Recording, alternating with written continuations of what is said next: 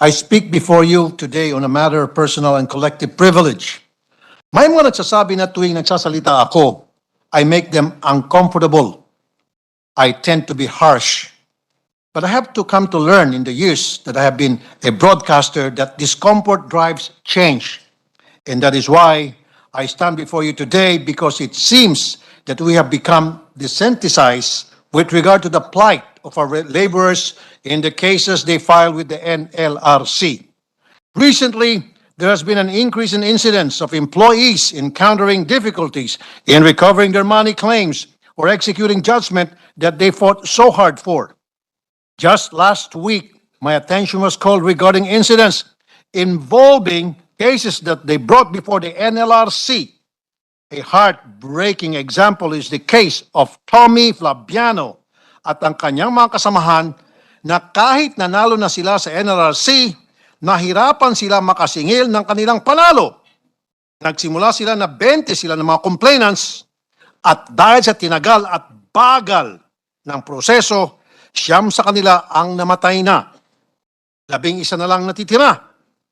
Dinarasal po ng natitirang 11 na ito na sana madatnan pa nila na sila ay mga buhay pa at matanggap ang kanilang ipinanalong pera.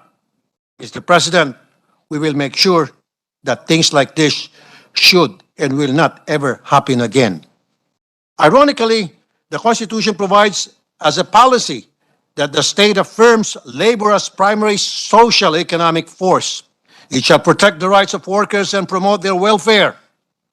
But if you go to the office of the NLRC and ask them if they feel that they are valued as a primary social economic force, I'm quite sure they will either laugh at you or they will be clueless about what that means. Indeed, the enforcement of rights through litigation is not the same for our employers and employees. Iba ang pinagdadaanan ng abusadong employer at ng kanyang kawawang manggagawa. Ang employer, pag nanalo, di mahirap para ipa-execute ang desisyon. Kadalasan, inaaprubahan lang ang pagtanggal ng empleyado. Pero, pag nanalo ang empleyado, pahirapan. Parang treasure hunt ang paghahanap ng mananagot sa award ng korte. Saan ba ang problema pagdating sa mga proseso sa NLRC?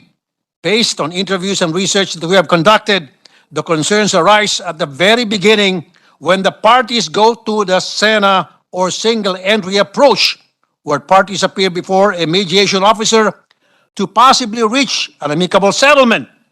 Even if these procedures provide that only the parties will attend, sometimes the employer party sends their lawyer posing as their representatives to attend the conference. The employees are easily intimidated. I propose that only non-lawyers could represent parties before the SENA. Further, the SENA officers must be given guidelines by the NLRC on unreasonable settlements being proposed at the SENA level. The officers must be able to protect the employees against these kinds of agreements when their rights are really being violated. When the parties do not reach a settlement before the SENA, they proceed to file the case before the labor arbiter. At this point, delays has been noted in the resolution of cases.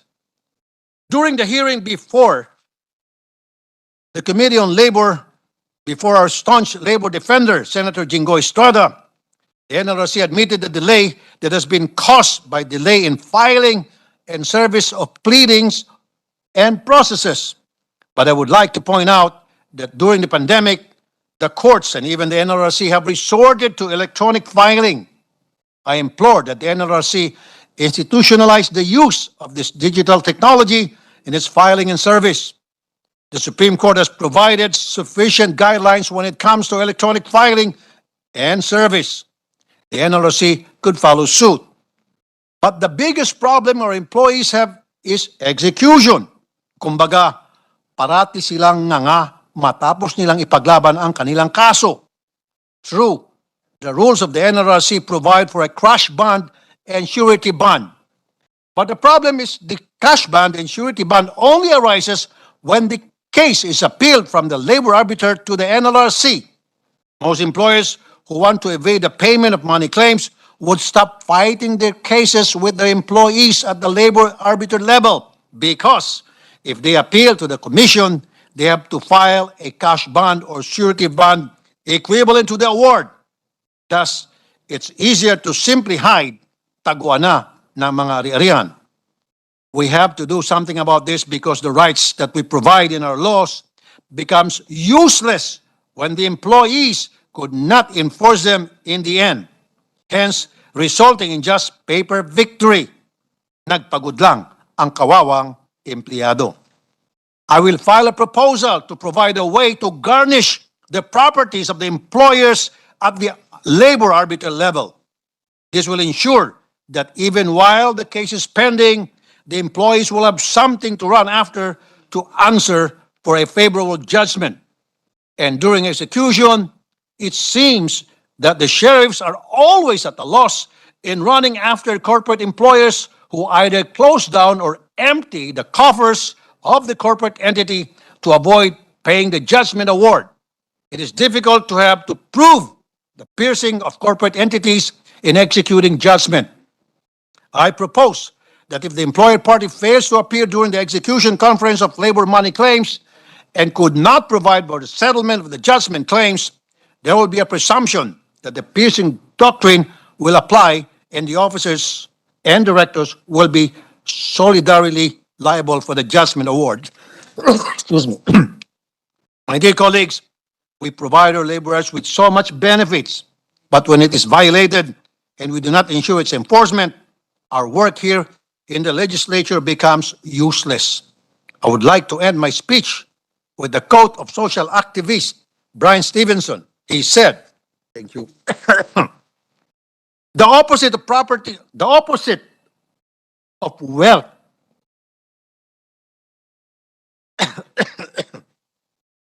the opposite of poverty is not wealth.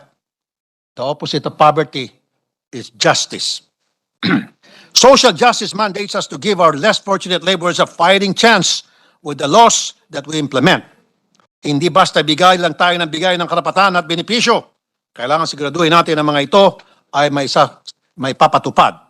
Thank you, Mr. President, and my dear colleagues, for indulging me with your time and attention. Thank you. Maraming po salamat, Senator Tulfo. Thank you, Mr. President.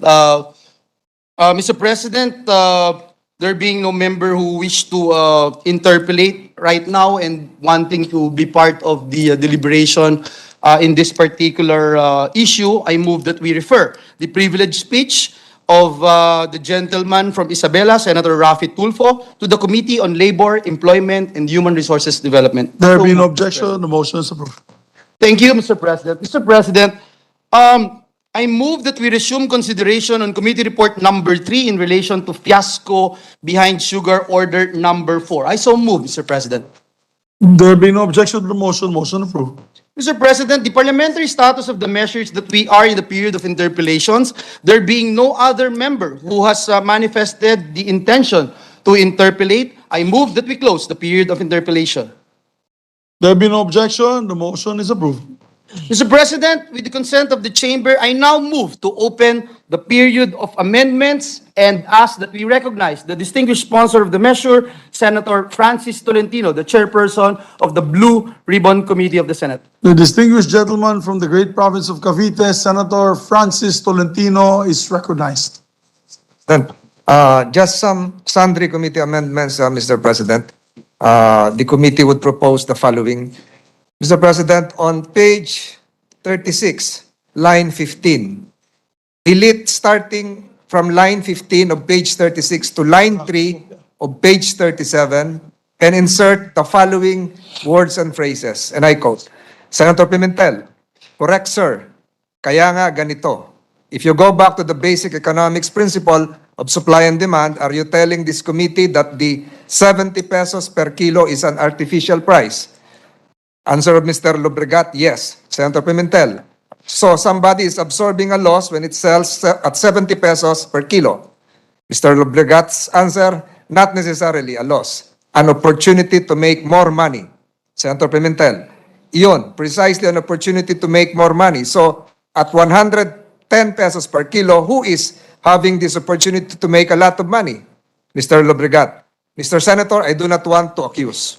Elaborating further on the question of Senator Pimentel as to who is having the opportunity to make more money, Mr. Lobregat responded to it. Mr. Lobregat, Mr. Senator, I just want to make a statement that the sugar industry is the most organized agricultural product in the country. We did not want these high prices, and this is why we are pushing for importation when we saw that there was a need to balance the supply and demand requirement. But there are many other things that prevented this. That was explained very clearly in my congressional presentation, which I think we gave it, it's on YouTube, but we also gave it to the Senate. It is very short, it is a very short explanation with very simple to understand. And I call it the perfect storm. We got hit by a storm which paralyzed Negros momentarily, but it did not have lingering effects on refined sugar production. Then an importation program was delayed. Sugar order number 3 was delayed by a TRO. The elections happened.